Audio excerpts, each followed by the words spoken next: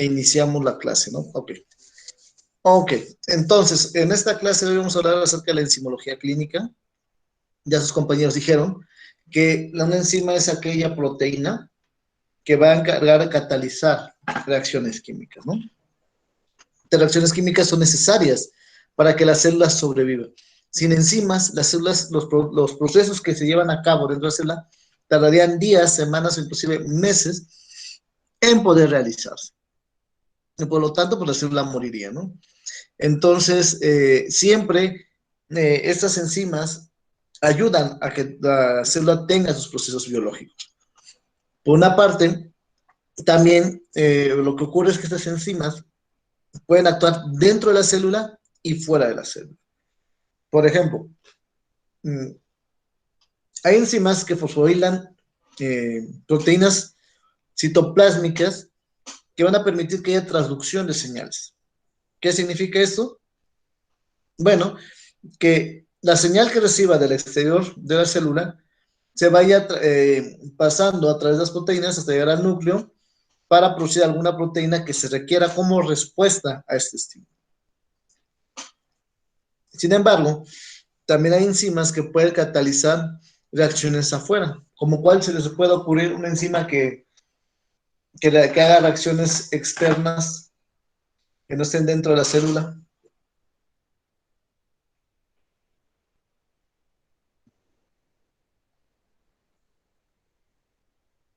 Como cuál se les ocurre. ¿Qué enzima podría estar al exterior de la célula y, y actúa fuera de la célula? No sé si las de la saliva. La saliva no es célula, no es una enzima, es un fluido. Algo más común y corriente, de hecho vamos a tener varias clases de eso, ¿no? Por ejemplo, la insulina. La insulina es una enzima que se secreta al exterior de la célula, se madura, se fracciona, puede ser que empieza como proinsulina, perdón, una preinsulina, después una proinsulina, y por último se activa y queda la insulina y el péptido C. Y la insulina se une a los receptores de la insulina.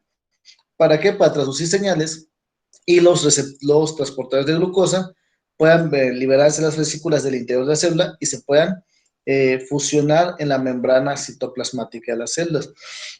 La función de la enzima, en este caso de la insulina, ocurre fuera de la célula, por eso puede actuar fuera de la célula, porque es un receptor. La insulina no va a ingresar a la célula, simplemente se une al receptor y ya a partir de esta unión empieza a haber así la transducción de señales con otras enzimas que van a generar la fusión de los transportadores de glucosa a la membrana. De acuerdo, siempre va a estar la enzima y el sustrato. Cuando ocurre la unión de la enzima y el sustrato, la enzima va a transformar este sustrato, va a generar un producto que al final se va a liberar, ¿no? Va a quedar el producto por un lado, o productos por un lado, y la enzima por otro lado. Y habíamos dicho que, bueno, que las enzimas precisamente disminuyen la energía de activación. Por ejemplo, cuando la energía de activación, por ejemplo, necesaria para hidrolizar la urea, baja de 30 a 11 kilomol con la acción de las enzimas, ¿no? O sea, imagínate, utilizar 30 kilocalorías por mol, utiliza solamente 11 kilocalorías. O sea, prácticamente baja 2/3 partes, un 60%, ¿no? La velocidad de la reacción, y esto va a hacer que acelere la reacción aproximadamente 1/10 a la 14 veces. O sea, imagínense qué velocidad tan rápida, inclusive vean el dibujo ahí, ¿no? Con enzima, la cantidad de energía pues va a ser mucho menor, ¿no? Mucho menor, inclusive prácticamente la mitad que en los reactantes, ¿no? Y bueno, algo importante, si nosotros no tuviéramos enzima, acuérdense que las reacciones vienen, si se acuerdan de su clase de bioquímica, vienen con respecto a algo. ¿Cuál es el parámetro que nos mide una velocidad, una cinética de reacción? Para que se acuerden sus clases de bioquímica. ¿Mm? ¿Cómo medimos las cinéticas de las reacciones de las enzimas? A ver quién dice yo.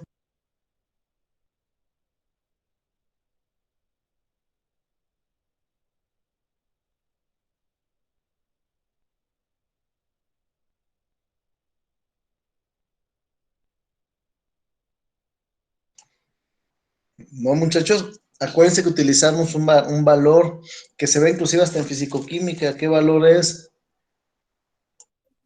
La energía, doctor. La energía que se libera de la reacción. No necesariamente que se libere, ¿no? La que se emplea.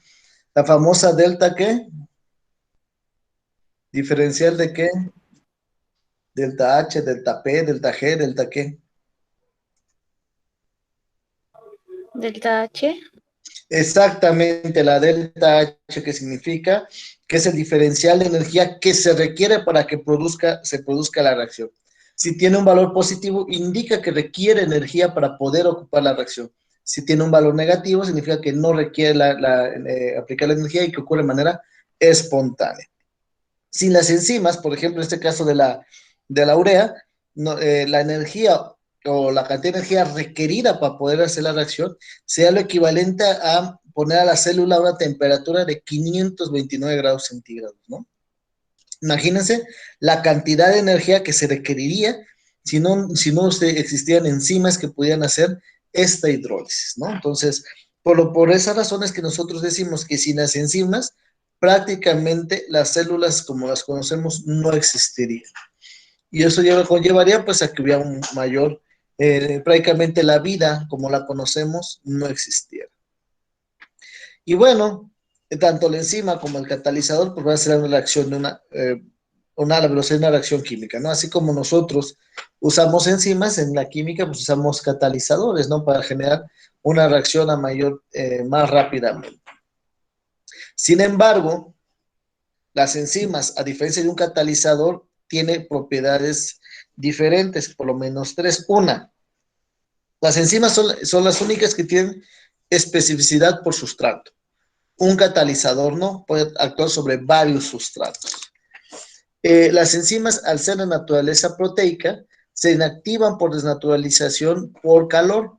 Ustedes saben que arriba de los 55 grados, 56 grados, las proteínas empiezan a desnaturalizar y en caso de las enzimas ocurre lo mismo. Es más, cuando ustedes están en el laboratorio y les dicen que tienen que determinar o cuantificar enzima, prácticamente cuando obtienen la muestra se tiene que procesar lo más rápido posible, porque como las enzimas son termolábiles, se van a degradar conforme al tiempo. Y eso, y también obviamente por las proteasas que van en el suero. Entonces, por esa razón, tenemos que trabajar lo más rápido posible. Si nos piden enzimas, primero hacemos enzimas y después hacemos todo el resto de analitos que nos pidan. También pueden ser reguladas. Acuérdense que la regulación de las enzimas ocurre como cualquier proteína. Dependiendo la concentración del sustrato y las señales que ocurran para la producción de esa enzima, va a ocurrir en mayor o menor medida dicha producción.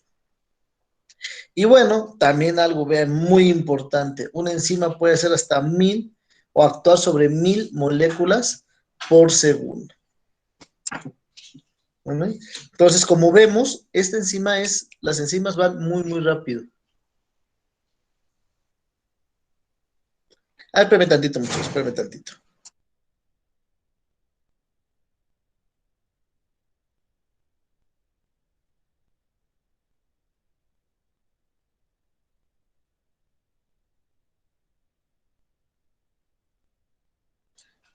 Ok, entonces, como vemos, las enzimas son muy importantes, puesto que nos ayudan precisamente a que reacciones ocurran de manera muy rápida sobre una gran cantidad de sustrato, cosa que tardaría, por eso les digo que podría tardar días, semanas, inclusive meses, en que se pudieran hacer las reacciones, ¿no? Y además, la cantidad de energía que se requerirían en muchos procesos, pues es impresionantemente alta, ¿no? Y bueno, lo que hacen las enzimas es especialmente que los sustratos, al unirse al sustrato, pues reduzcan cuánta energía requieren para activarse, ¿no? Y obviamente cada enzima tiene un sitio catalítico que se llama, ¿no? O centro activo. Ese centro catalítico activo es el lugar donde la enzima va a actuar sobre el sustrato para generar el o los productos. Posterior a que se active este centro catalítico, y al formar los productos, pues normalmente como hay cambios conformacionales, pues obviamente tanto la enzima como los sustratos normalmente se liberan, ¿no?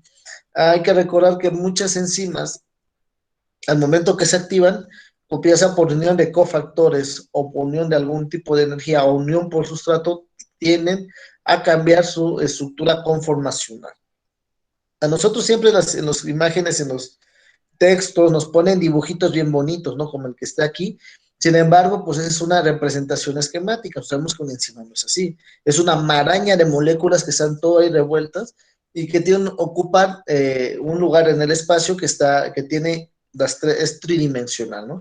Por esa razón, también esa estructura o ese cambio conformacional que ocurra puede ser suficiente para que, uno, la enzima funcione, o dos, de plano no funcione. Muchas enzimas, al tener cambios conformacionales, los centros catalíticos o los centros de unión quedan expuestos o se inhiben o se cubren o se cierran, más bien dicho, y entonces por impedimento estérico no se une a los sustratos, ¿no? Cuando es por medio de represión.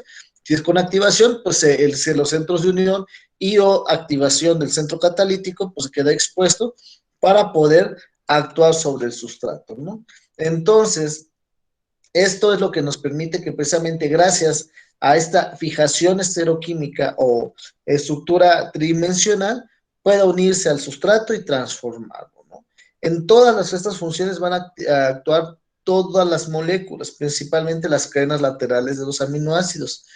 Si ustedes se acuerdan en sus clases de bioquímica, nosotros teníamos, o nos dicen que las proteínas pueden tomar diferentes estructuras, ¿no? Las famosas alfa-hélices y las láminas beta plegadas, que dependiendo la secuencia de aminoácidos van a obtener estas estructuras. Si tenemos aminoácidos que sean con carga muy polar, generalmente vamos a tener las estructuras de alfa-hélices. Si son más neutras, van a ser más en beta, lámina beta, ¿no? Y obviamente la suma de cuántos aminoácidos haya junto con los grupos prostéticos, como en el caso, por ejemplo, de hemoglobina, hay que recordar que el anillo pirólico o el grupo hemo, pues es un grupo prostético porque no tiene contenido proteínico, pero sin embargo parte de una proteína, por eso son grupos prostéticos, como el caso de la mioglobina o la hemoglobina, iones metálicos, como la misma hemoglobina que tiene hierro, o cofactores, por ejemplo, las RNA polimerasas que necesitan magnesio para actuar. Pues todo eso esa unión va a permitir, ese conjunto de grupos, pues va a permitir que las moléculas tengan cierto tipo de carga, y gracias a ese tipo de carga pueden tener interacciones electrostáticas. Por esa razón, se puede unir a otro sustrato sin necesidad de que haya un enlace fuerte como un enlace iónico o formar un enlace covalente. Por eso, después de que ejercen su función, los productos derivados del sustrato por acción de la enzima se pueden liberar o separar de la enzima sin que haya mayor problema. Hay algunas ocasiones que la enzima se pone o fijar a los sustratos, pero no los transforma, sino quedan unidos de forma covalente, pero eso es por otro tipo de interacciones. No es la forma tradicional ni común, ni para ejercer su función como tal, ¿no? Y obviamente, gracias a estas cadenas laterales, a todos los grupos prostéticos, iones, cofactores, etcétera, etcétera, pues van a permitir que estas enzimas tengan una especificidad hacia hacia un grupo o a un sustrato en específico, ¿no? Y bueno, para poder ejercer la catálisis enzimática. Y obviamente, también este centro catalítico es la que es capaz de fijar específicamente el sustrato y hacer el proceso catalítico como tal. Aquí tenemos una estructura tridimensional de representación cristalográfica, donde tenemos la enzima, que es toda esa estructura en color gris, el sustrato que está ahí en rojito, la molécula que está en rojito ahí en forma de líneas y esferas, y bueno, ahí donde está en color así como opaco, rojizo opaco, es el sitio activo donde va a ocurrir la reacción, ¿no? Y bueno, ya habíamos dicho que la unión del sustrato con la enzima es muy específica y tiene que ver con tres cosas. Uno, complementariedad geométrica. Aquí lo ponen así como de figurita, así que por eso dice la famosa llave cerradura, ¿no? Que cada enzima se une a un sustrato de manera específica, como si fuera una llave, la que se está entrando a la cerradura, ¿no? El sustrato como la llave, la enzima como la cerradura, y tiene que unirse complementariamente para que obviamente, en el caso homólogo, pues si no es la llave, pues no vas a abrir la cerradura. Y en este caso, pues si no es el sustrato, pues no va a poder hacer la actividad catalítica, ¿no? Por eso dicen que tiene una complementariedad geométrica, ¿no? Y obviamente también, aparte de esta complementariedad geométrica, pues debe haber complementariedad de cargas iones iónicas. Por lo tanto, significa que debe tener suficiente suma, las cargas totales, tanto del sustrato como de la enzima, deben ser complementarias para que garantizar una unión adecuada.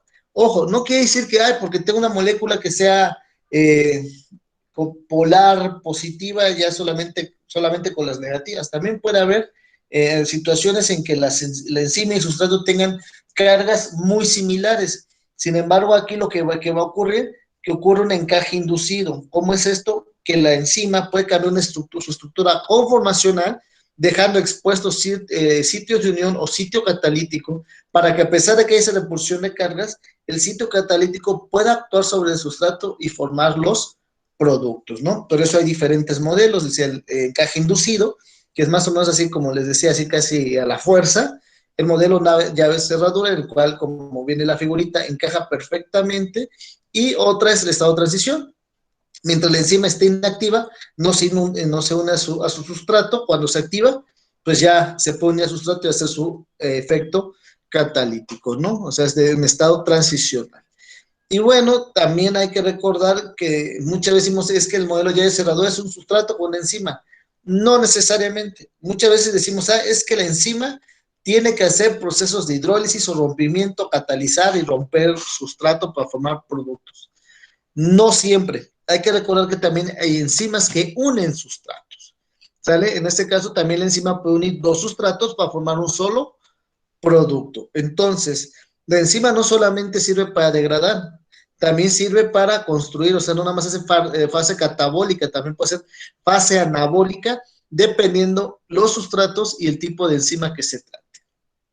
Ahora, ya que recordamos un poquito esto de nuestras clases de bioquímica que llevaron ustedes muy bien ahí en sus demás cursos, con el doctor Luciano, que si no mal recuerdo sigue siendo el titular de la materia de bioquímica, ya que se acordaron muy bien de esto y que seguramente él se los explicó de mejor manera.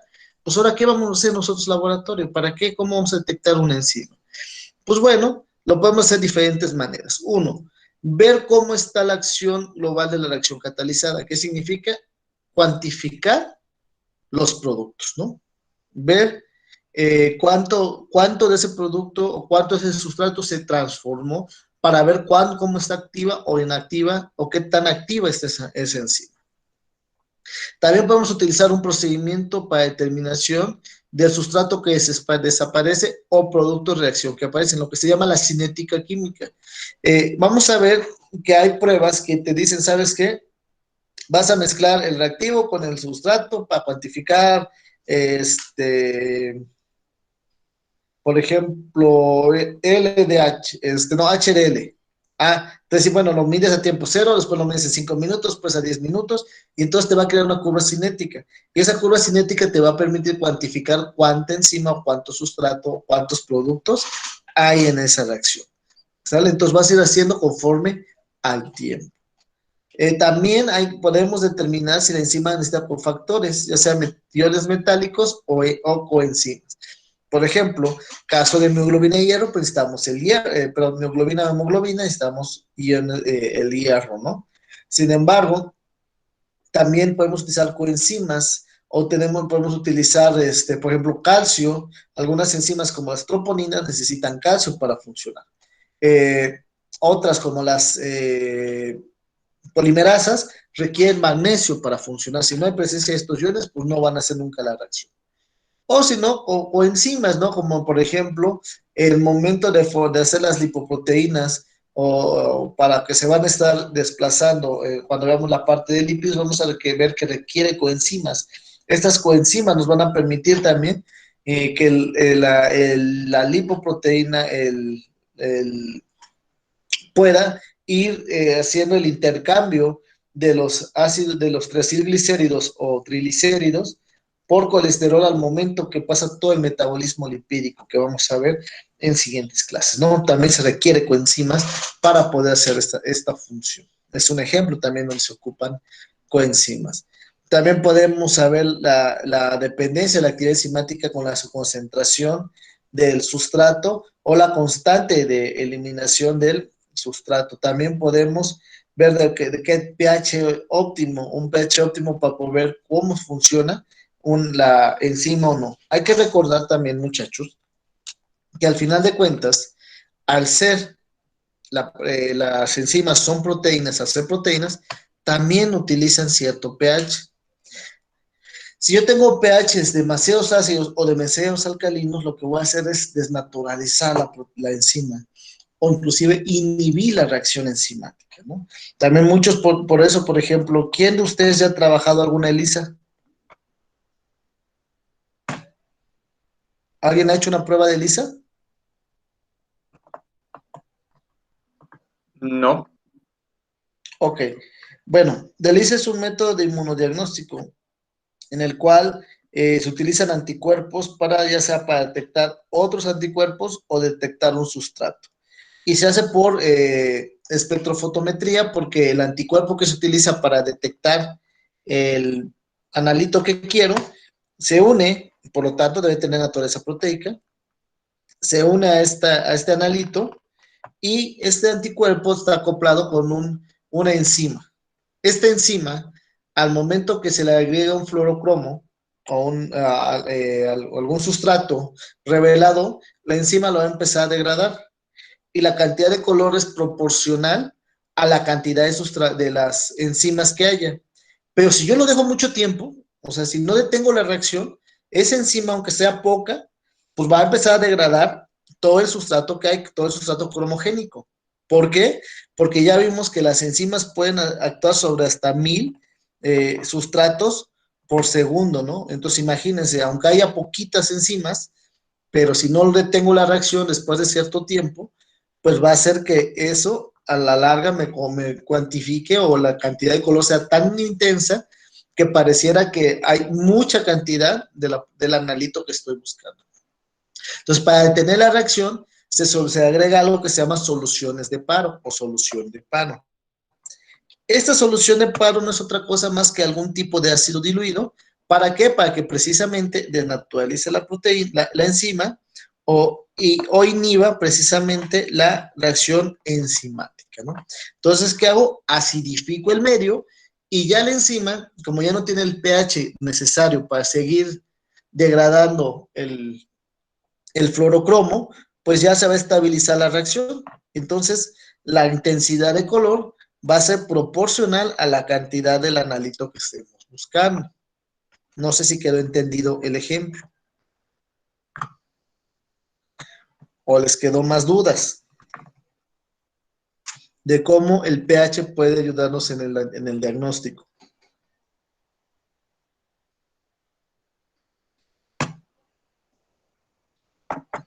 Creo que quedó más enredado. Bueno, lo que les quería decir al final de cuentas es que si yo tengo una enzima que funciona a cierto pH y se lo cambio, esa enzima se va a inhibir su actividad enzimática. ¿Sale? Eso, en pocas palabras. Y bueno, también obviamente la temperatura, ya habíamos dicho que si temperaturas muy altas, pues las proteínas, las enzimas que al final de cuentas son dentro de esa proteica también, pues se van a degradar, ¿no? Y bueno, también dependiendo de la temperatura adecuada, pues va a actuar en su máximo potencial o no. ¿No? Bien, ya con estos antecedentes, pues vamos a poner un ejemplo. ¿Dónde utilizamos enzimas? Hay muchas enfermedades donde podemos determinar actividades enzimáticas. Algunas son de forma cotidiana, por ejemplo, en enfermedades hepáticas, renales, uno muy común, por ejemplo, cuantificación de insulina para los pacientes diabéticos, principalmente tipo 1, o también, o en algunos casos más excepcionales, por ejemplo, cuantificación de enzimas, por ejemplo, en enfermedades inmunológicas que no se hacen de manera cotidiana. Pero bueno, las enzimas las podemos cuantificar de diferentes formas, ¿no? Sin embargo, pues como son un mundo de enzimas, de enzimología clínica, pues tendríamos que tener, yo creo que un año completo, por lo menos 6 meses del curso de puras enzimas, pues no alcanzaríamos a ver todas, ¿no? Y menos en 2 clases. Así que me aboqué a un solo ejemplo que es de lo más común o donde la cuantificación correcta de enzimas es crítica, que son en marcadores cardíacos. Cuando un paciente tiene un problema cardíaco, es fundamental saber precisamente en qué momento debemos hacer cuantificación de enzimas cardíacas. Porque muchas veces podemos hacer que el paciente, una, no esté en la ventana de detección, o dos, ya lo encontramos mucho tiempo después, ¿no? Inclusive a lo mejor hasta el paciente se muere antes de que yo sepa que tuvo un infarto. ¿Por qué? Porque a lo mejor el analito que yo estoy buscando o que tengo a mi disposición no es el más adecuado. Para casos marcadores cardíacos se utilizan estas cinco enzimas, que es la mioglobina, troponinas cardíacas, que puede ser la troponina 1 o la troponina T, que son las más específicas para corazón, la creatina sinasa o creatina, o que es la famosa CK, o también la vamos a encontrar como CPK por creatina fosfosinasa, también se conoce, por eso es el CPK. Hola, vamos a ver que esta creatina sinasa depende de dos fracciones, o tiene dos fracciones, que es dos fracciones, que es la fracción M y la fracción B, perdón.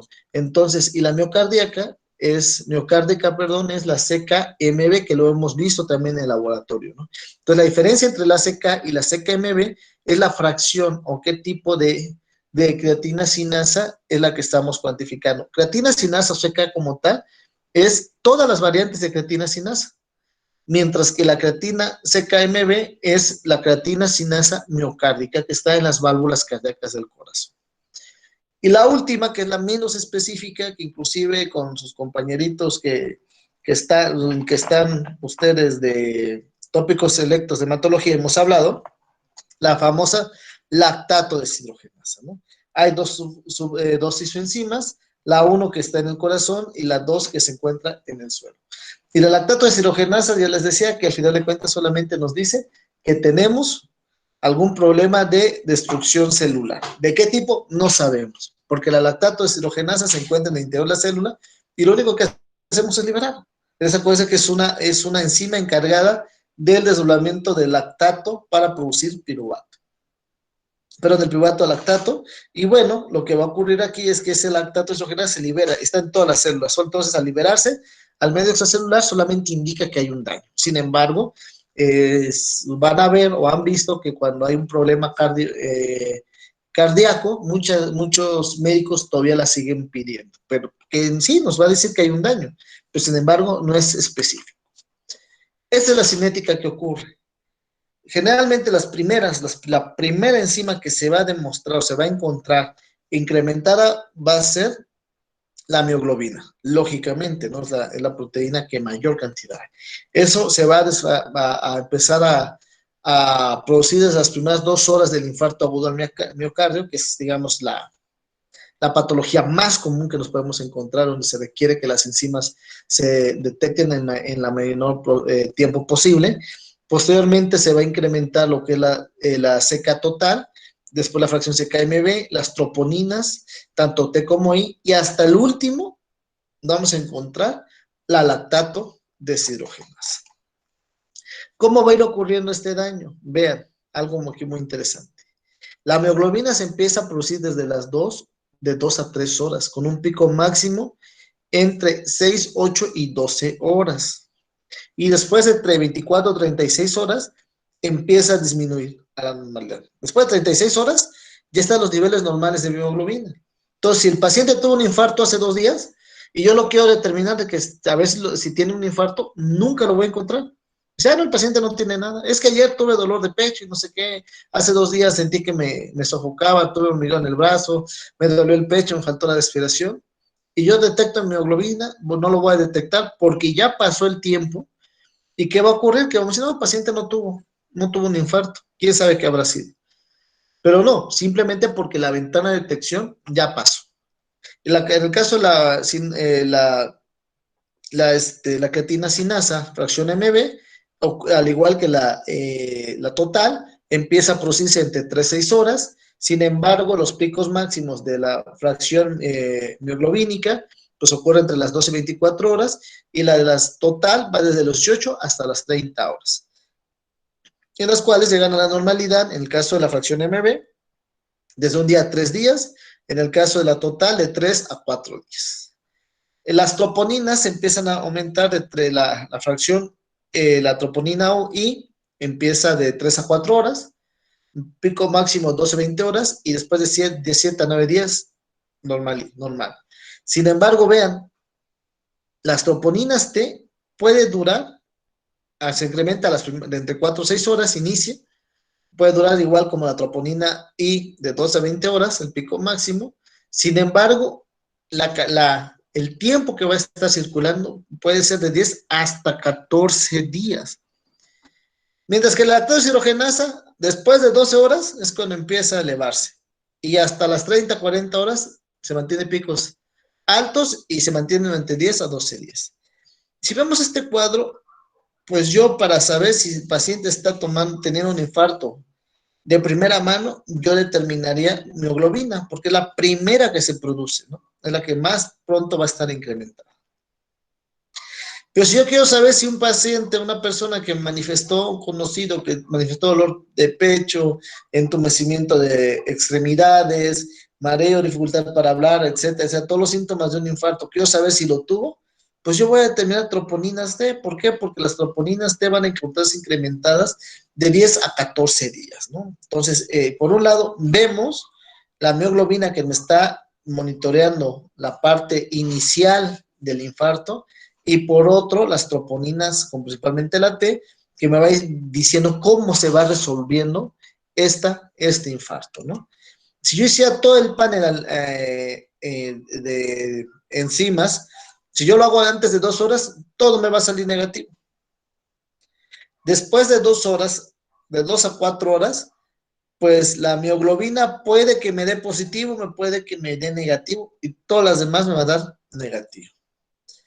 De 3 a 5, perdón, de 4 a 5 horas, ahora sí, la mioglobina me va a dar positivo, la troponina I me va a dar positiva, y la CK y el índice de corte para la CKMB y CK total, pues va a estar ahí de forma intermedia, ¿no? Sin embargo, hasta después de las 6 horas, ya todo el panel enzimático ya me está dando positividad, ¿vale? Pero vean, la lactato deshidrogenasa me aparece negativo. Entonces, si vemos esto, cuando un paciente está teniendo un infarto, acaba de tener un infarto antes de 6 horas, o hasta después de 6 horas, pues cuantificarle el lactato deshidrogenasa, pues no tiene caso, porque le va a salir negativo. ¿Cuándo da positivo? Hasta después de 12 horas. ¿Cuándo va a tener todo el panel positivo? Vean, hasta después de 16 horas. Después de 6 horas, mioglobina, CK, CKMB, el índice de corte de estas dos enzimas, el troponina I y lactato deshidrogenasa, me va a dar positivo, pero hasta 16 horas después de que inició el infarto. Y a partir de ahí, ya se empiezan a disminuir las enzimas, ¿no? Vean, de 24 a 36 horas, pues ya la mioglobina desapareció, no desapareció, los niveles regresan a su normalidad, la CKMB desaparece, CK total también todavía se mantiene positivo, pero bueno, empieza a disminuir, igual todas las demás, ¿no? Solamente hasta después de 96 horas me queda positivo las troponinas y las lactato deshidrogenasa. Y ahora sí vamos a ver cada una, cómo lo vamos a ocupar. Bueno, la mioglobina tiene valores normales entre 85 y 90 nanogramos por mililitro. Y normalmente en la prueba que utilizamos, las ELISAs, pues me dan de que puede detectar desde 0 hasta 900 nanogramos. Obviamente, pues al ser una proteína musculoesquelética, no solamente se va a aumentar cuando haya un daño miocárdico, un infarto al miocardio, sino también cuando hay algún proceso de lisis celular, principalmente músculo estriado, como ocurre, por ejemplo, con la rhabdomiolisis, o cuando hacemos ejercicio intenso. Por eso una persona, si es un atleta de alto rendimiento, y yo le quiero medir mi mioglobina, me va a salir elevada, pero no significa que esté dándole un infarto, sino precisamente como una destrucción de tejido es músculo esquelético estriado, pues va a estar liberándose mioglobina. Pero si es una persona así como yo, que es un coach potato, que nada más dando clases sentado y nada más revisando artículos y no hago nada de ejercicio, pues obviamente que si yo tengo niveles elevados de mioglobina, pues seguramente es me está ocurriendo, estoy pasando por un infarto inicial. ¿Sale? Entonces, la primera elevación ocurre, decíamos, entre 2 a 3 horas. El valor máximo está a las 6 horas, a las 8 horas y hasta las 12 horas. Y después se normaliza después de 2 días, perdón, de un día o un día y medio, ¿no? De 24 a 36 horas. Aquí vemos la cinética, vemos que es una cinética muy corta de horas, en el cual puedo detectar estos valores incrementados de mioglobina. Por eso les digo que es muy importante que si me van a detectar un infarto temprano dentro de las primeras 24 horas, o para dicho, las primeras 12 horas, para tener una certeza mayor, pues tiene que ser primero la mioglobina. Puedo hacerlo de forma seriada, ¿sí? Por ejemplo, puedo tomar al inicio del paciente que ingresa, inmediatamente cuantificar mioglobina, después repetirla a la 1 o 2 horas, porque a lo mejor no sé cuándo empezó el paciente a tener el infarto. ¿Y para qué? Para garantizar que tiene una mayor sensibilidad, porque si está iniciando, pues seguramente a la segunda o tercera repetición me va a dar una mayor sensibilidad, vean, hasta el 91% para detectar este infarto al miocardio. Y bueno, el valor predictivo negativo al 100% con 2 dosificaciones ocurre entre 2, 3 y hasta 6 horas. Sensibilidad del 100% a las 3 horas posteriores al infarto, o al ingreso, más bien dicho, negativa en el 100% si no existe infarto al miocardio. ¿Qué significa? Que, por ejemplo, si yo a las 3 horas posterior a que ingresó mi paciente y a las repeticiones, si sale negativa, es seguro que no tiene infarto agudo del miocardio. ¿Vale? Sin embargo, si hay reperfusión cardíaca, ¿qué significa? Reperfusión es que el corazón tiene el infarto, se empieza a resolverse y tiene otro infarto. Puede ser microinfartos, microinfartos masivos, y esa reperfusión va a hacer que obviamente pues viendo diferentes puntos de destrucción cardíaca, pues las cifras se van a incrementar más, ¿no? Y esto sirve precisamente para monitorizar esos infartos recurrentes. Hay muchos pacientes que cuando tienen un infarto agudo al miocardio pueden cursar por 2 o 3 de forma consecutiva. Y obviamente si tienen esto, aguas, este pronóstico grave, reservado, porque entre más cantidad de infartos tenga, pues es más probable que el paciente tenga un desenlace fatal. Pues es muy importante que el paciente que llegue con manifestaciones desde el primer momento de un infarto, hay que hacerle mediciones seriadas de mioglobina. No solamente una vez pasa, si tiene o no, no. Tiene que monitorearse, ya dijimos, repetirlo entre 1 a 2 horas después y después de 3 a 6 horas para ver la cinética, que realmente se está incrementando ese nivel de mioglobina. Si está incrementando o si está teniendo elevación, no hay más, es un infarto, está sufriendo un infarto agudo del miocardio. Si esa cantidad de mioglobina no incrementa o salen negativas, pues el paciente puede tener otra cosa. A lo mejor lo que tiene es una congestión estomacal por exceso de alimento, ¿no? Porque a veces, muchas veces el infarto se confunde con las personas que comemos mucho, pues así la llenura, pues aprieta el esfínter y sientes que no puedes respirar, por lo mismo, ¿no? Entonces, por la misma llenura, a veces se confunde en pacientes o personas que comen mucho, que son muy obesos, se confunde con un infarto agudo del miocardio, ¿no? Entonces, si no hay elevación de mioglobina, después de estas serie de repeticiones, pues lo más seguro es que no tenga ningún problema.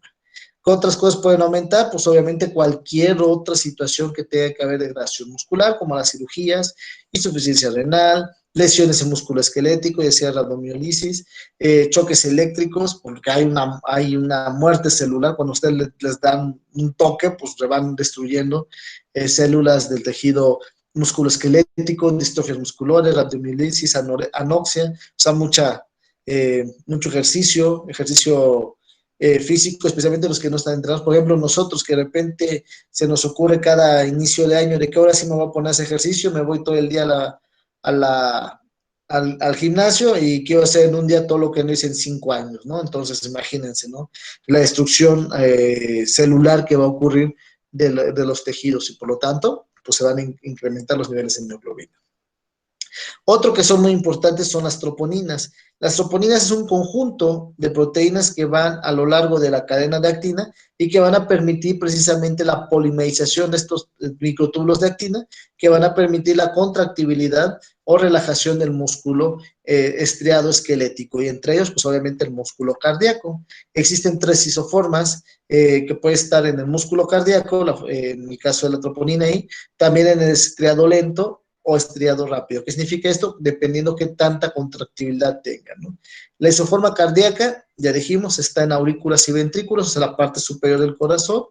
Y bueno, esto me va a permitir ver precisamente un infarto agudo del miocardio. Es absolutamente cardioespecífica.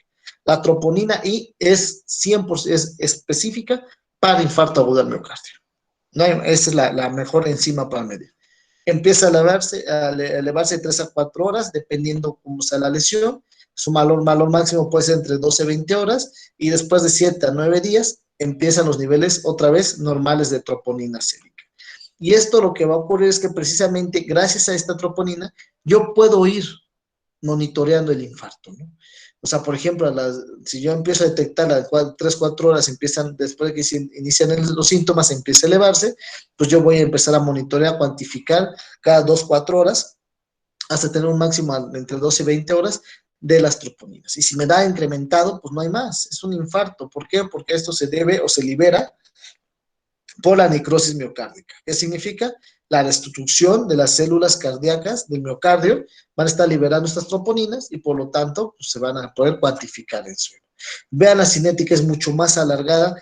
Afortunadamente para los pacientes, el pico o la curva exponencial es muy rápida. O sea, va desde las 2 horas hasta las 12, 16 horas, prácticamente están en el máximo y se mantiene hasta 20 horas, 22 horas después, y después de 24 horas, 24, 48 horas, empieza el descenso hasta más o menos 7 días. Los valores normales son muy bajitos, vean, ¿por qué? Porque como es una proteína que está dentro del miocardio, no tiene por qué estar expuesta, ¿no? Sin embargo, bueno, por lo mismo de que las células empiezan a degradarse y regenerarse, se liberan pequeñas cantidades, vean, desde 0.03 a 0.08 nanogramos por mililitros. Valores arriba de 10 nanogramos indica un daño miocárdico menor y temporal. Esto puede ser por digestión prolítica de las enzimas lisosómicas sin que haya ruptura de membrana, ¿no? O sea, significa que dentro del miocardio se está destruyendo troponina sin que haya ningún problema. Sin embargo, cuando encontramos, vean, un valor de 1 nanogramo, o sea, prácticamente 100 veces más el valor normal, pues ahí estamos hablando de un proceso necrótico, ¿no? Porque está en incremento de 100 veces el valor normal de esta enzima. Y esto indicaría que hay ruptura celular del cardiocito, del miocardio, que está liberando precisamente las troponinas. Y precisamente con estos valores, estos rangos de valores de menor de 10 o mayor de 10 hasta 1, pero de 0.10 a 1, pues me va a poder ayudar a permitir ver inclusive fases tempranas de patologías que pueden orientar hacia un infarto. Por ejemplo, la angina inestable, ¿no? Los pacientes que tienen angina de pecho, cuando están de forma inestable o cuando no están bien tratados, va a empezar a tener daño en el miocardio y va a empezar a liberar troponinas. Entonces, si yo empiezo a detectar troponinas en niveles bajitos, ojo, aguas, ese paciente, si es anginópata, lo más seguro es que va a progresar hacia un infarto agudo al miocardio. Es de mal pronóstico en pacientes con anginas inestables. En el caso de la troponina T cardíaca, igual se empieza a elevar más o menos al mismo tiempo. Sin embargo, este es resultado cualitativo, o sea, más o menos sí tiene un infarto, no tiene un infarto, pero no se sabe la magnitud. Nada más se determina si hay presencia de troponinas o no hay presencia de troponinas, ¿no? Es más cualitativo que cuantitativo. Sin embargo, en pacientes dializados también se puede incrementar, ¿no? Esto por regeneración muscular, al momento de estar haciendo, cuando se hace la diálisis, pues hay una agresión al tejido endotelial y también va a irse regenerando. Tiene más o menos la misma cinética, alrededor de las 12, 14, 16 horas, 12, 16 horas empiezan a tener el pico máximo, se mantiene alrededor de 24, 48 horas después, empieza el descenso. ¿Qué pasa con la creatina sinasa o creatina fosfosinasa? Que es algo que a lo mejor ustedes lo han visto, lo han determinado de forma más frecuente en el laboratorio, ¿no? Principalmente los que estén en instituciones de salud como ISSSTE, IMSS, salubridad, donde llegan pacientes infartados, que es más común que estos lo determinen, ¿no? Esta creatina sinasa o creatina fosfosinasa es un dímero, está compuesto por dos subunidades, que no son idénticas, que es el dímero B, el monómero B y el monómero M. Como son dos, pueden formar tres diferentes variantes de creatina sinasa. Está la creatina sinasa que esté con el dímero homólogo de solamente la subunidad B, como es el CKBB, que está en muchos tejidos, tanto en cerebro, próstata, estómago, intestino, etcétera, etcétera, en muchos tejidos. Sin embargo, la fracción que está compuesta por la unidad M y la unidad B, la gran mayoría se encuentra en tejido cardíaco. Y prácticamente corresponde casi a la mitad, cerca de la mitad, hasta un 46%, de la proteína sinasa, creatinina sinasa total, de todas las que hay, casi aproximadamente el 50% son esta variante, CKMB. Y dentro del músculo esquelético, pues la cantidad es muy pequeña, ¿no? Es menos del 5% de la cantidad de creatina sinasa del tejido muscular.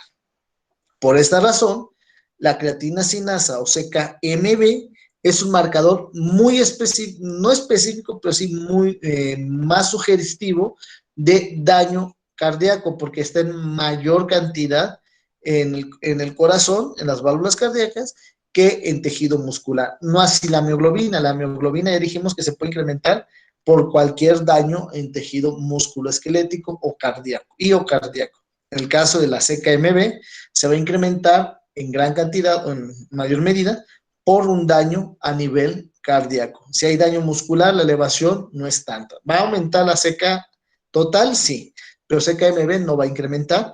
El incremento es mínimo porque es una cantidad muy pequeña que hay en el tejido muscular. Y la otra variante, pues, es la CKMM, que son subunidades, dos subunidades M, y esta sí se encuentra en las dos, tanto en el tejido muscular como en el tejido cardíaco. La CK total dijimos que se puede elevar por muchas cosas, porque al final de cuentas está en muchos tejidos, o sea, hay muchos tejidos involucrados. Se puede elevar en infarto al miocardio, miocarditis severa, necrosis, en cirugía, en enfermedad de Parkinson, porque dijimos que la fracción BB se encuentra en el cerebro, pues va a destrucción neuronal, me va a ayudar a que esa fracción de CKBB, pues me eleve la CK total, pues porque se está estudiando el cerebro, obviamente, hipotiroidismo en el embarazo, porque al final de cuentas también, no aguas, eso es tengan mucho cuidado. Si les determina enzimas a mujeres embarazadas que sean en postérmino y hay incremento de la CK total, pero no hay incremento de CKMB, ni las expande en que está teniendo un infarto, porque si no, iba a tener al chamaco de la por impresión. ¿Sí? ¿Esto por qué ocurre? Porque también al momento que ya se está acercando el proceso de la finalización del embarazo, pues ustedes saben que los tejidos al interior de la placenta de comunicación con la circulación sanguínea de la madre, pues va a haber intercambio de fluidos y de metabolitos. Entre ellos, pues el bebé empieza también a tener degradación de tejido. Acuérdense que nosotros en las etapas embrionarias, nuestras manos y nuestros pies, por ejemplo, están unidos por membrana, parecen aletas así como de sapito, ¿no? Así están unidas por membranas. Pues esa membrana se tiene que lisar, se tiene que remover para poder tener los dedos libres, y si no vamos a tener membranas así como si tuviéramos, como si fuéramos sapitos, ¿no? Así con las membranas interdigitales se llaman. Entonces, esa emoción también va a hacer que pues, la CK total del producto pues, se vaya hacia la mamá y pareciera que estuviera teniendo un incremento en la CK total, pero eso es normal fisiológico. Si no hay CKMB incrementada, no tiene infarto la mamá y ni les vaya a ocurrir pensar que tiene infarto, porque si les dicen eso, por el puro susto, ahí va a tener al chamaco. Ocurre también cuando hay hipertermia maligna, cuando hay un incremento de temperatura corporal porque no nos sirve nuestro sistema de enfriamiento. El alcoholismo también puede ocurrir, obviamente, pues el alcoholismo destruye tejido, deshidrata células, pues las hace más fácil a que se puedan lisar y por lo tanto, pues vas a liberar CK total, ¿no? Y bueno, inyecciones intramusculares por la ruptura del tejido donde vaya a ser el sitio de la punción, y bueno, también los espasmos musculares. Les decía que la total, cuando hay infarto agudo al miocardio, se empieza entre 3 a 6 horas, valor máximo de 18, 20 y 30 horas, y bueno, pueden durar de 3 a 4 días hasta que se normalice. El valor normal en hombres es hasta 190 unidades por litro, en el caso de los hombres, y en las mujeres hasta 166 por litro, ¿sale? Y esto pues tiene que ver por qué hay esa discriminación, obviamente por la cantidad de masa muscular que es diferente en un caso de un hombre que de una mujer. Y bueno, esta es la cinética muy similar, es decir, de 3 a 6 horas inicia, pico máximo 18 a 30 horas y finalización entre 72 a 96 horas. ¿Vale? Vemos ahí la misma, que inclusive vemos que a diferencia de las troponinas, la seque total empieza a incrementarse en sus picos máximos entre 16 y 20 horas. Y la eliminación total es alrededor entre 72 y 96 horas. ¿Qué pasa con la SACA-MB? Esta sí es específica para enfermedades cardíacas, no solo para infarto agudo al miocardio. ¿Por qué? Porque también se eleva en cualquier enfermedad muscular, cirugía cardíaca, miocarditis, cateterización coronaria, angina, o sea, cualquier trastorno o daño cardíaco también va a hacer que se me eleve la SACA-MB. Pero si, bueno, le sumo las demás enzimas, pues me van a llevar a la orientación de un posible infarto agudo al miocardio, ¿verdad? Si es un paciente que no entró a cirugía, pues no tiene por qué elevarse la SACA-MB. Igual que la saque total, de 3 a 6 horas empieza a elevarse, valor máximo 12 a 24 horas, y en 3 a 6 días tiene su normalización. Tiene una curva más pequeña porque acuérdense que la SACA-MB es parte de la seca total, ¿sale? De la seca total es aproximadamente el 50%, 46% más o menos, casi el 50% de la seca total que se produce en el organismo.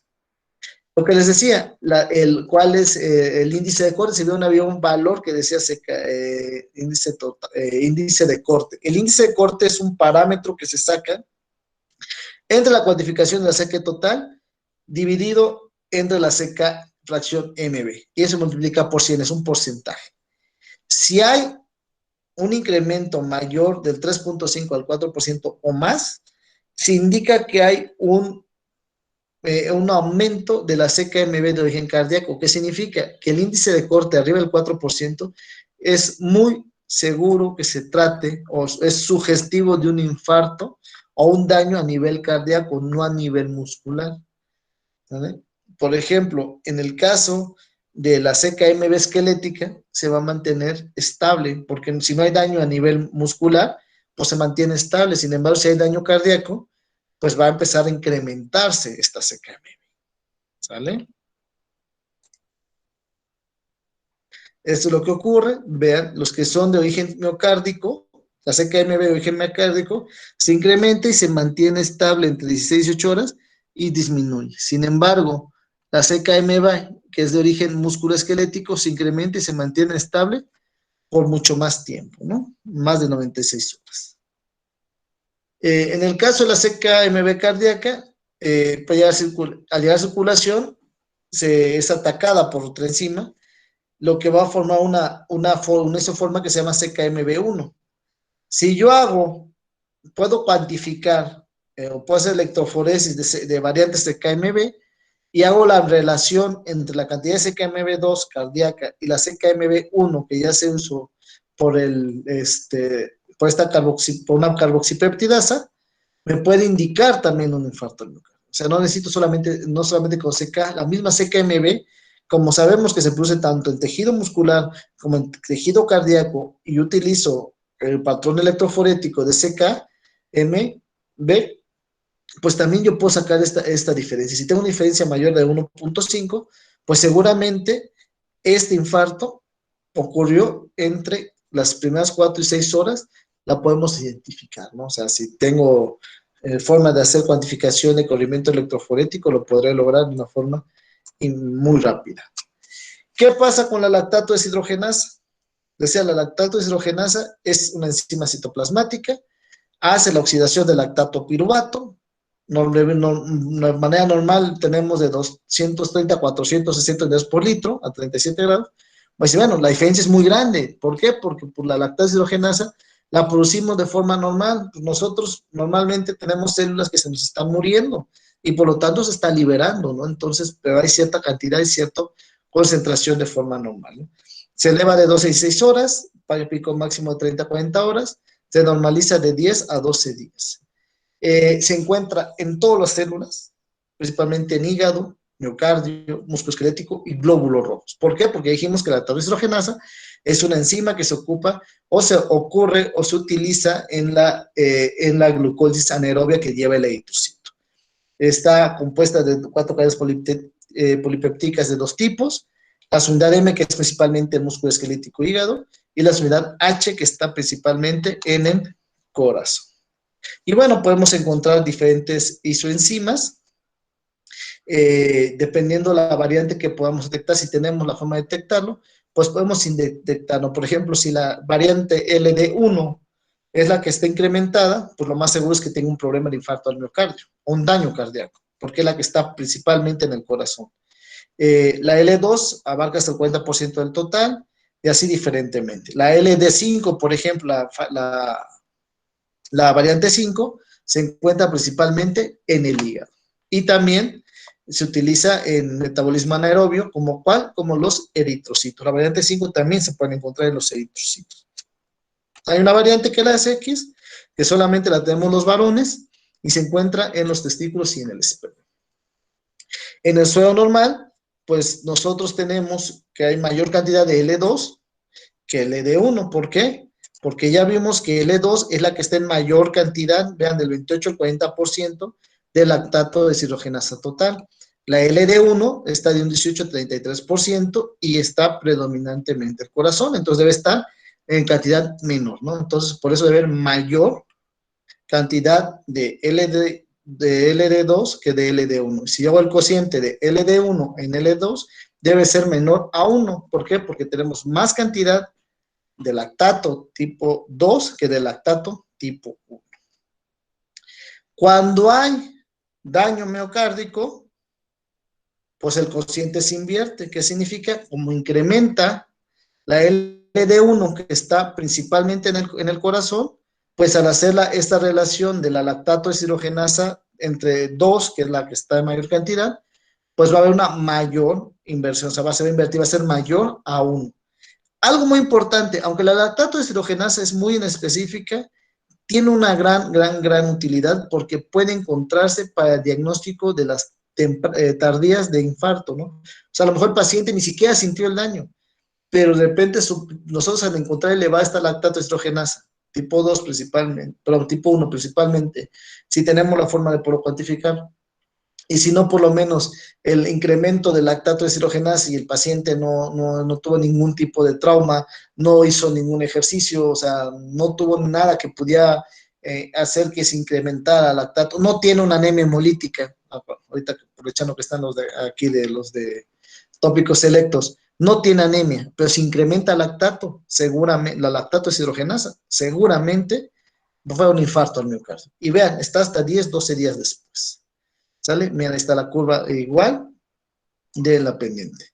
Se les digo, empieza a elevarse 12, 16 horas, 24, entre 24 y 48 horas es cuando está más elevado y ahí desciende muy pocas veces. Otra enzima que también se utiliza mucho es la aspartato aminotransferasa. Esta enzima transfiere un grupo amino desde el aspartato hasta el alfa-cetoglutarato, ¿no? Normalmente la mayor concentración está en músculo cardíaco, y de ahí en hígado con músculo esquelético, riñón, cerebro, páncreas, etcétera, inclusive hasta en eritrocitos hay, pero una menor concentración. Como la mayor concentración de aspartato aminotransferasa se encuentra en músculo cardíaco, también es una enzima que se determina mucho, se pide mucho cuando hay problemas de infarto, ¿no? Entonces, bueno, sin embargo, también como es ubicua, pues no solamente se va a elevar en un infarto agudo del miocardio, ¿no? La famosa ACT, también se va a elevar en infecciones hepáticas porque es otro tejido que tiene una gran cantidad de aspartato aminotransferasa. Hay que recordar que el hígado es nuestro laboratorio y por lo tanto va a hacer varios procesos metabólicos, ¿no? Entre ellos, pues esa transferencia de grupo amino, del aspartato al acetoglutarato. Cuando hay necrosis miocárdica, infarto, Vean, no nada más infarto al miocardio, también infarto al músculo esquelético. Acuérdense, muchachos, antes que se me olvide, acuérdense que los infartos no solamente ocurren en el corazón y cerebro, ocurren en cualquier tejido irrigado. Un infarto es la privación o hipoxia de ese tejido. O sea, yo puedo tener un infarto en el dedo gordo del pie, claro que sí. ¿Qué está pasando? Que las células de mi dedo gordo del pie no están recibiendo oxígeno y mueren por necrosis. Se necrotizan y mueren porque no están recibiendo oxígeno. Que es lo que es muy común, que vamos a ver más adelante, por ejemplo, en pacientes con pie diabético. ¿Sí? Esa necrosis del tejido musculoesquelético ocurre porque no llega, aparte de la infección, pues no llega el oxígeno. ¿Por qué? Porque la hemoglobina está glicosilada, no alcanza a repartir el oxígeno hasta ese dedo gordo del pie y por lo tanto pues va a hacer que sea un proceso anaeróbico en el tejido y por lo tanto también va a favorecer a que se necrotice el tejido. Por eso las infecciones de un pie diabético son muy complicadas, muy, muy complicadas.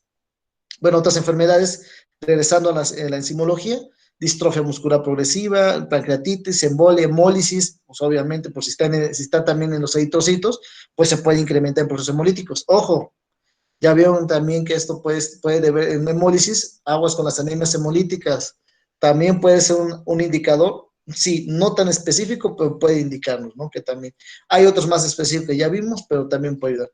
También utilizando ciertos medicamentos como los opiáceos, salicilatos o hasta la eritromicina, inclusive el ejercicio físico intenso también eleva enzimas. Empieza a elevarse 6 a 8 horas, pico máximo de 18 a 24 horas, y bueno, se normaliza 4 o 5 días. Sin embargo, a pesar de que muchos laboratorios todavía lo piden, y ya vimos, bueno, que porque precisamente se encuentra en mayor cantidad en corazón, no presenta ninguna otra ventaja, imagínense, ni siquiera sobre la lactato deshidrogenasa, que es más ubicuo. ¿Por qué? Porque no es específica para el miocardio, es en corazón general y en otros tejidos, no aparece de forma temprana, empieza a elevarse hasta las 8 horas después, máximo 18, 24 horas, y por lo tanto, pues no se recomienda que sea un criterio de diagnóstico para infarto, ¿no? Por esta misma situación.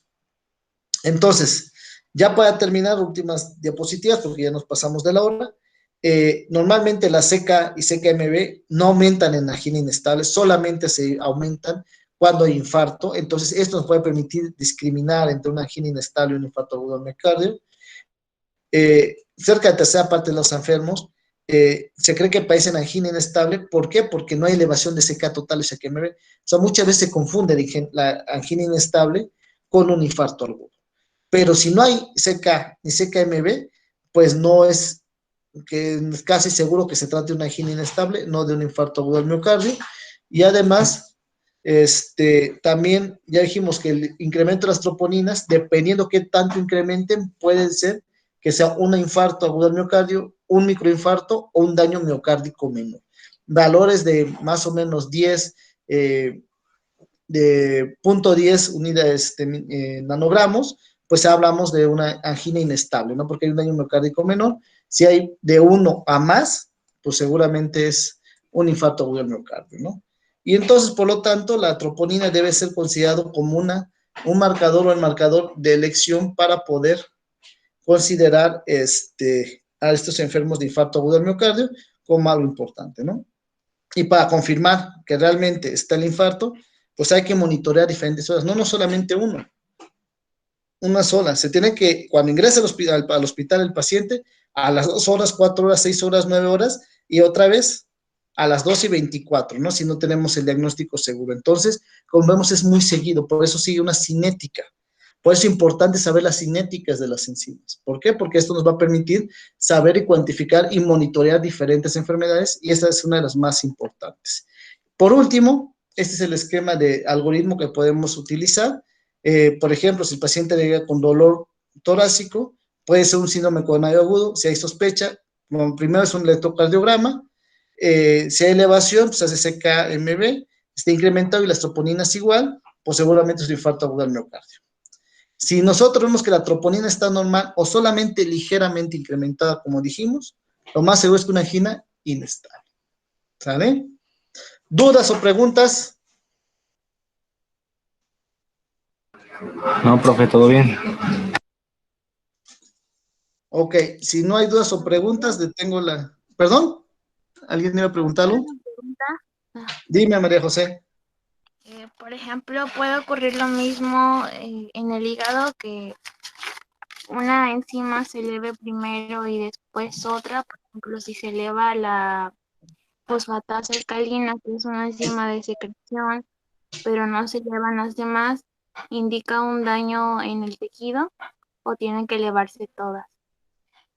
Todas las que son daños a nivel tisulares, tiene que elevarse todo el panel, se va a ir elevando. O sea, por ejemplo, si yo pido un perfil hepático, pues un ejemplo, pido fosfatasa alcalina, lactato deshidrogenasa, ALT y AST y bilirrubinas, pues tengo que saber en qué momento los tengo que pedir, porque me va a permitir eso saber si en qué fase se encuentra. También va a depender mucho el tipo de enfermedad que hay. Por generalmente las enfermedades hepáticas no son raramente progresivas, a excepción que sean crónicas. Por ejemplo, una enfermedad como una cirrosis hepática o una enfermedad como hígado graso no alcohólico, etcétera, pues son progresivas, pues se va a ir monitoreando, ¿no? Y también va a depender mucho, por ejemplo, les decía con los que están conmigo en tópicos selectos, por ejemplo, la presencia de la bilirrubinemia también no necesariamente tiene que ver con que hay un problema hepático. Puede ser una anemia hemolítica que va a estar afectando al hígado. Pues digo, hay que saber, hay que ver cómo es la clínica. Por ejemplo, aquí solamente dije el laboratorio, pero para saber si realmente es un infarto agudo al miocardio, pues hay que ver el electrocardiograma. Eso normalmente nosotros no lo hacemos. Lo hace el médico. El médico sospecha, dependiendo cómo esté ahí la elevación de los segmentos, pues es como va a orientar el diagnóstico, ¿no?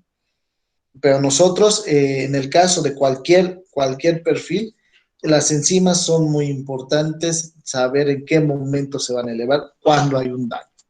La fosfatasa alcalina puede estar incrementada en cierto tiempo, la AST en cierto tiempo, la LT en tanto tiempo, la lactasa hidrogenasa ya vimos que también tiene su cinética. Todas las enzimas tienen cinética. Por lo tanto, una sola enzima no es indicativo. Se tienen que monitorear todas y, como dijimos aquí, a diferentes tiempos. ¿Sale? En el hígado ocurre exactamente lo mismo. Gracias, doctor. ¿Alguna otra duda? ¿Pregunta?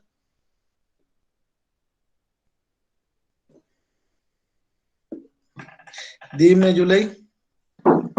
Yo tenía una pregunta. En una diapositiva había comentado que, bueno, hay una enzima, la lactato deshidrogenasa, Ajá.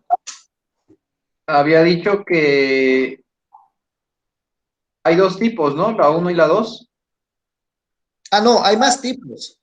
Hay mucho más tipos. Hay 5 tipos. A ver, son 5 tipos. Ajá, pero Diferentes digo que porcentajes.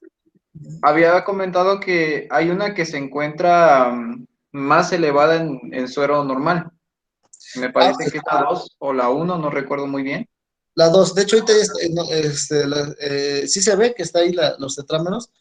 Ok, generalmente son 5 isoformas. Las que están en mayor cantidad en suero son la 2, 3 y 4.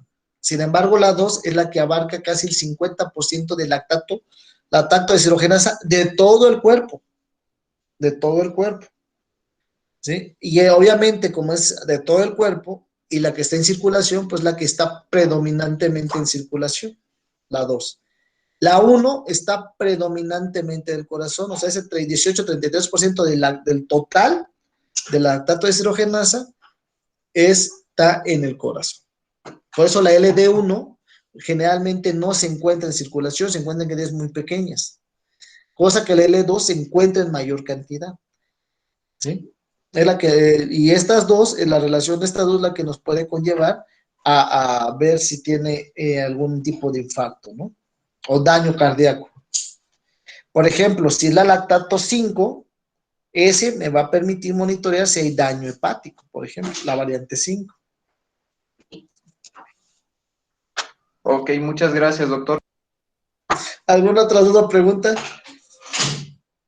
Doctor, Doctor, ¿las secas se elevan en procesos alérgicos? Seca, las catincinasas como tal, en procesos alérgicos, a menos que haya daño. que la alergia te ha llevado a algún tipo de daño o que por el proceso de alergia hay activación de respuesta inmunológica y que la desgranulación de los mastocitos, la actividad de de todo el sistema inmunológico, dañe tejido, sí. Si no hay daño tisular, no tiene por qué elevarse. Solamente acuérdate, la seca se va a elevar si hay destrucción celular o tisular. Si no, al igual que las demás, no tiene por qué elevarse. Y en el caso de la... Entonces podríamos, doctor, podríamos confundir un infarto o sea, una alergia con una alergia. sería muy complicado que lo podamos... es que la seca, como tal, por un proceso alérgico, no tiene por qué subir, aumentar. Porque aparte las secas, si te fijas, solamente se encuentran en ciertos tejidos. Pulmonar puede haber, pero en cantidad muy pequeña. O sea, como tal, no tiene por qué elevarse la seca. A lo mejor me estás diciendo de alguna otra Profesor, enzima. aparte la alergia no se mide con otras, se mide la inmunoglobulina E, ¿no? Para las alergias. Claro, dependiendo de la alergia, ¿no? O sea, la inmunoglobulina es la que se produce principalmente en procesos de alergia. O también procesos pseudoalérgicos, aguas. Dependiendo si el alergeno se reúne al receptor del linfocito T o no. Si se une al linfocito T, el linfocito T va a producir es una alergia como tal. Si no se une al receptor, si se usa en la cadena lateral o la parte lateral, se conoce como una pseudoalergia. Pero si vemos, o sea, como tal, solamente este tipo de enzimas se van a producir sí y solo si hay un tejido dañado y que tenga una cantidad importante ese tejido de estas enzimas. O de plano, que el daño sea tan masivo que se libere, que se pueda cuantificar. Por ejemplo, si yo para detectar una seca elevada y que no tenga que ver con el corazón, por ejemplo, una CKMM, pues a lo mejor el paciente tuvo una destrucción, por ejemplo, importante, ¿no? Le cayó un bloque de concreto en una pierna y le destrozó la pierna. O le destrozó un dedo, ¿no? Cuando uno se machuca el dedo chiquito del pie. Hay tejido que se rompe. ¿Puede incrementarse CK? Claro, porque hay CK dentro del músculo.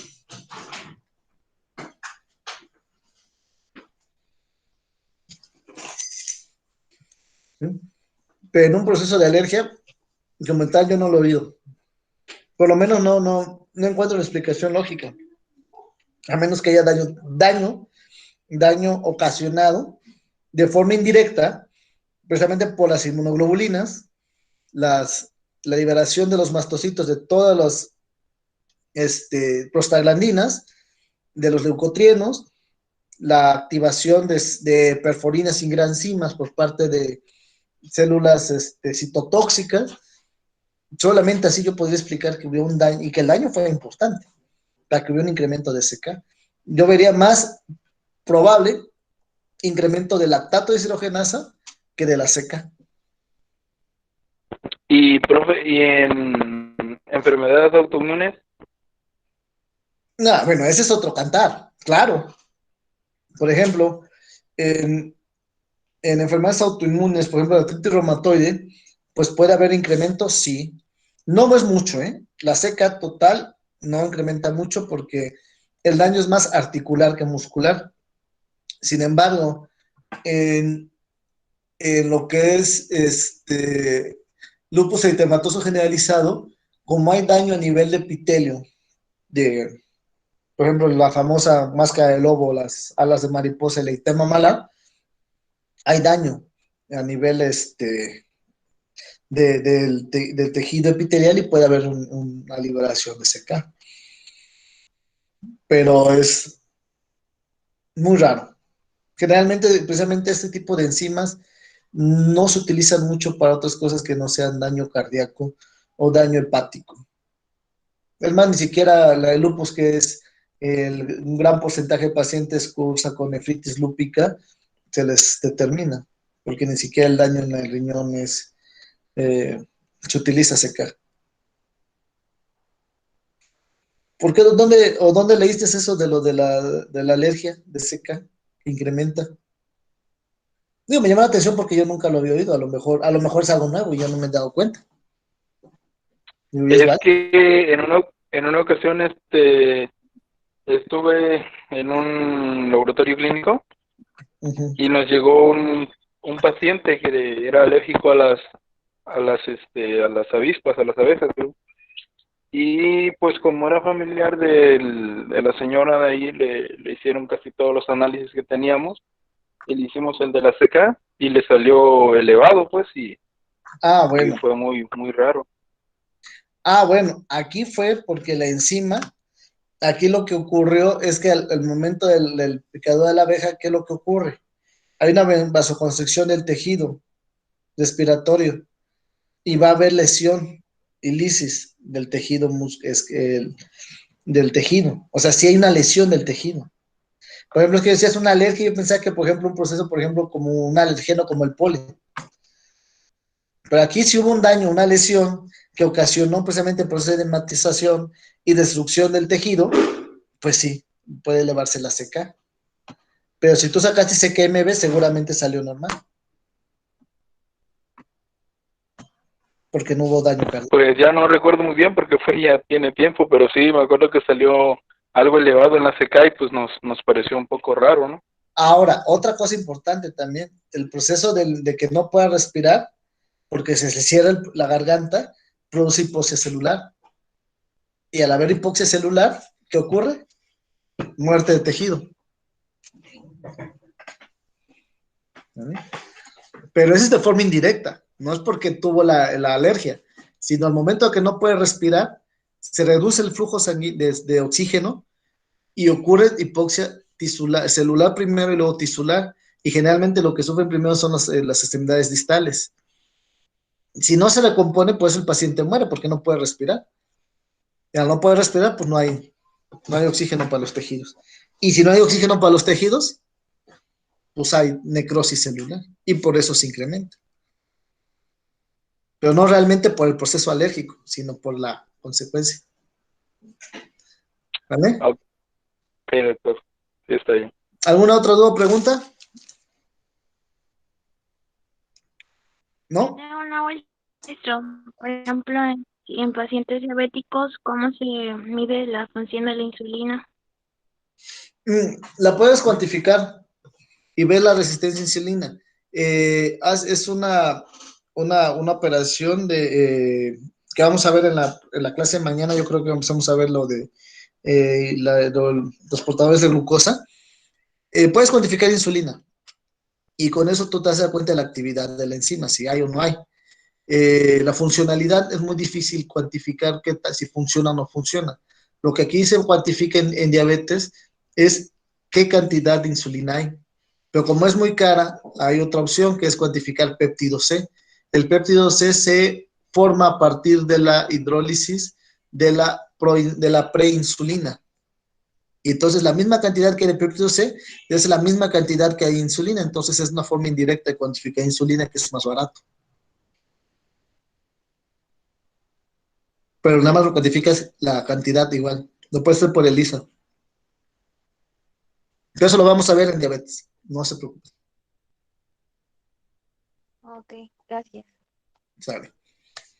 Bueno, si no hay dudas, más dudas o preguntas, nos vemos mañana, ¿ok? Detengo la presentación. Digo la grabación primero.